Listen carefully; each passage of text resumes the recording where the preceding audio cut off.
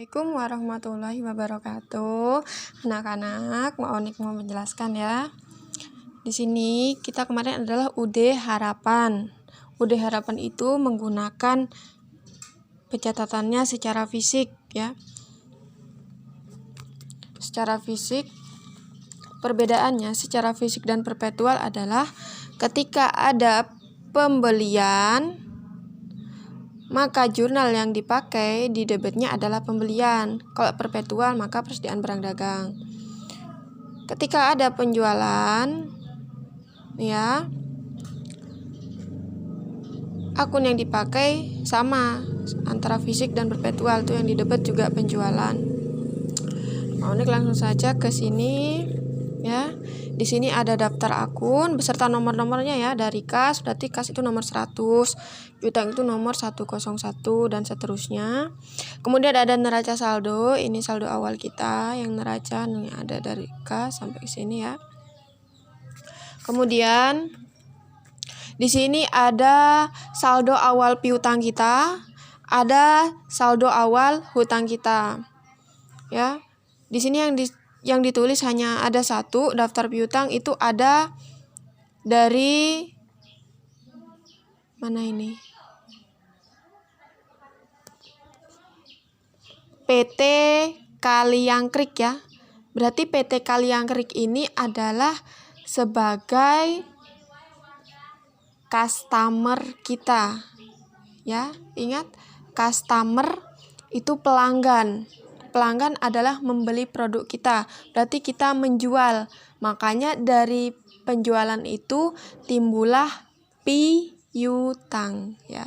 Dari penjualan kredit timbullah piutang. Untuk daftar utang, ini saldo awal kita ya. Saldo awal utang kita berarti yang di sini dituliskan cuma ada satu, yaitu dari CV Amanta. Berarti CV Amanta ini itu sebagai supplier kita. Jadi sebelumnya adalah ada transaksi pembelian, kita membeli kepada CV, kita membeli secara kredit kepada CV Amanta sehingga menimbulkan utang dagang ya. Kemudian di sini ada daftar persediaan kita ya, persediaan kita karena barang yang kita jual adalah beras, terigu, kentang. Ya. Kemudian ini aset tetapnya, langsung ke transaksi. Untuk transaksi pertama, ini kan ada pelunasan faktur nomor 67 sekian yang tertanggal 25 November. Ini dibayarkan kepada CV Amanta. CV Amanta ini tadi sebagai supplier kita. Hutang dagang, berarti kita mengeluarkan kas ini untuk melunasi hutang dagang kita. Ini dari mana ini? Ini dari sini. Nih, dari CV Amanta ini tanggal 28 November ya. Tadi kan ini juga tanggal 28 November. Ya. Berarti ini itu mau bayar yang ini. Berapa sih utang kita ini?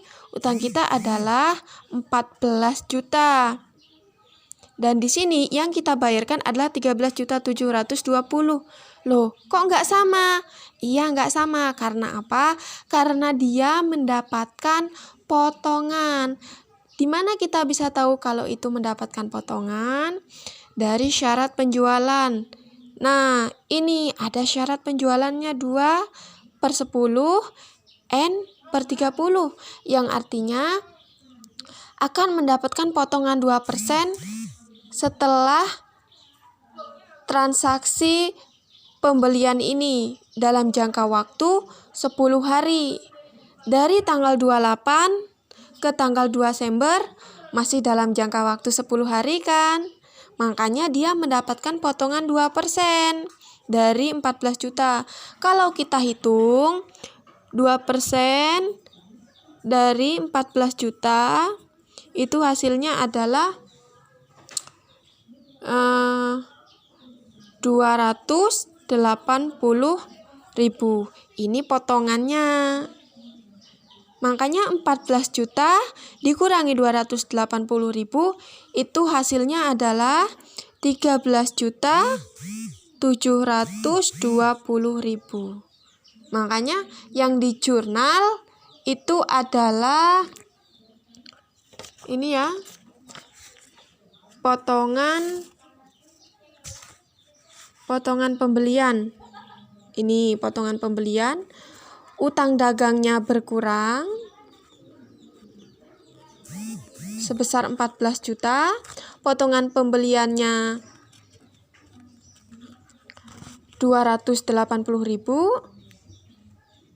kasnya yang kita keluarkan, maksudnya di kredit ya, itu sebesar 13.720. Ya. Jadi balance kan ya? Paham sampai sini? Itu untuk yang hutang dagang. Kemudian untuk yang transaksi kedua itu sama ya, seperti yang tadi. Yang membedakan kalau ini itu pembayaran piutang, jadi kita yang menerima nih dari PT Kaliangkrik. Kalau tadi kita mengeluarkan, bayar yang ini.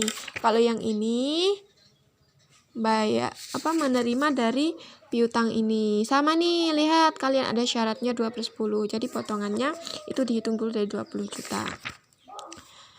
Kemudian untuk transaksi 4 ya, untuk transaksi 4 ini satu kesatuan ya. Ini penjualan tunai ini, transaksi yang ini menjelaskan dari penjualan tunai ini. Apa saja sih sebenarnya yang dijual? Nih, dijelaskan. Ya. Kemudian, sampai situ selesai ya. Sampai situ. Terus, Mak Monik mau menjelaskan yang bagian buku pembantu. Nah, buku pembantu itu ada 2 ya. Buku pembantu piutang dagang dan buku pembantu utang dagang. Yang kita lihat dari jurnal umum, kalian fokus cari akun piutang dagang. Pokoknya semua yang berbau piutang dagang itu masuk di buku pembantu piutang dagang. Tinggal membedakan dari PT apa saja sih itu. Contohnya dari PT Kaliangkrik ya. Karena ini pembantu piutang. Karena ini piutang, kita nomor akunnya tulis saja C001 yang artinya customer 001, customer yang pertama ya. Untuk customer yang selanjutnya kalian tinggal urutkan nomornya. Ya. Berhubung PT Kaliangkrik ini ketika di awal tadi ada daftar saldo awal piutang kita. Ya, yang ini dilihatkan dulu. Ini kan daftar awal piutang kita yang PT Kaliangkrik. Makanya ini kita masukkan dulu ke sini sebagai saldo awal kita. Ini kan kita bulannya bulan Desember nih. Makanya saldo awal itu tulisnya 1 Desember. Meskipun di sini bukan 1 Desember, ini 28 ya, 28 November.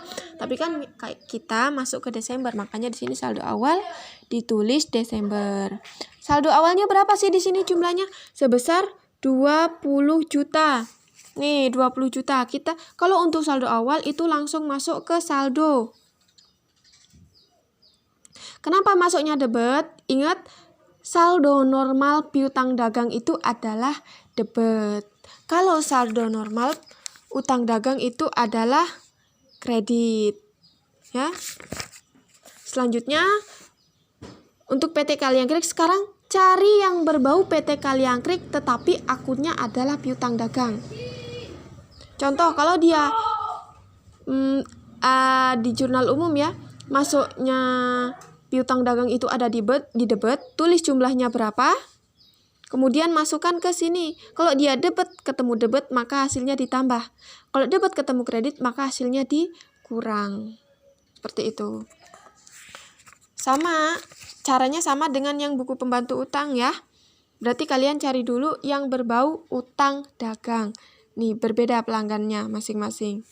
Kemudian, untuk buku besar, buku pembantu persediaan, di sini ini kan persediaan kita yang bagian ini ya, persediaan kita ada beras, ada terigu, ada kentang. Yang ditulis di sini unitnya ya. Kita tulis satu-satu, ada beras, ada terigu, tadi ada kentang. Saldo awal ini dari yang ini, dari sini. Nih saldo awal 40, yang beras. Untuk terigu saldo awalnya 60, untuk kentang saldo awalnya 100. Ini diambil dari setiap pembelian dan penjualan. Kalau aku diambil yang berasnya aja ya, kalau di beras. Kalau di terigu nanti ambil yang terigunya saja.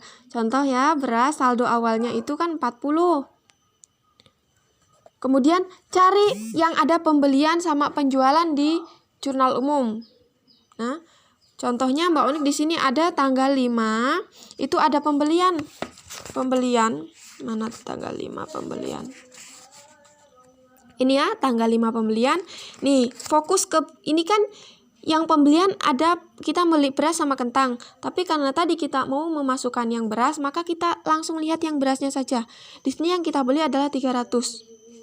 Maka 300 ini masuk ke kita ya, karena kita beli jadi barangnya masuk ke kita.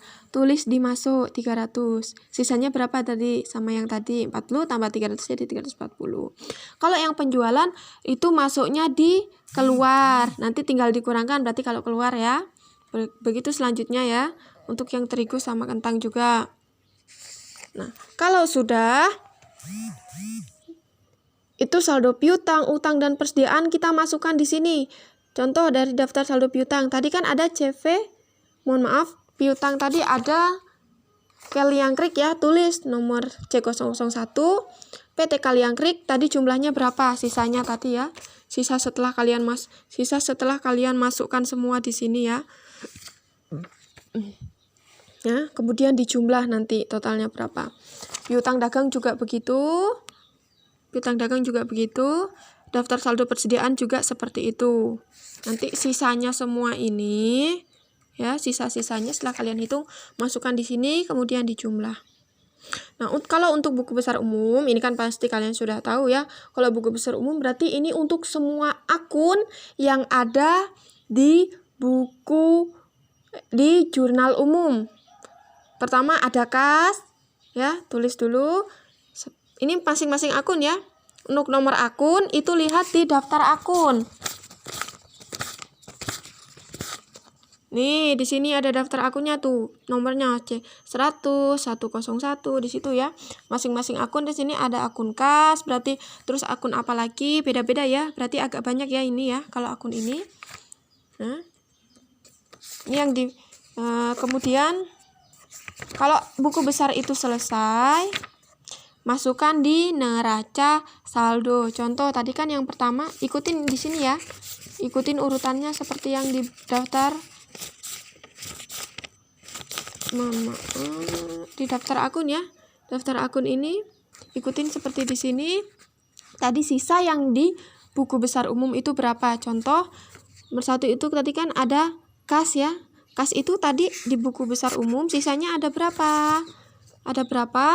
Itu masukkan ke sini, maksudnya debit apa kredit. Semua akun ya, masukkan jret, nanti kalian jumlah. Seperti itu. Terima kasih. Kalau ada yang bingung, yang masih bingung silahkan ditanyakan. Kemudian kalau transaksi yang minggu kemarin hilang, kalian minta lagi ke Mbak Monik, nggak apa-apa, untuk dilihat lagi ya. Silahkan mengerjakan, semangat. Assalamualaikum warahmatullahi wabarakatuh.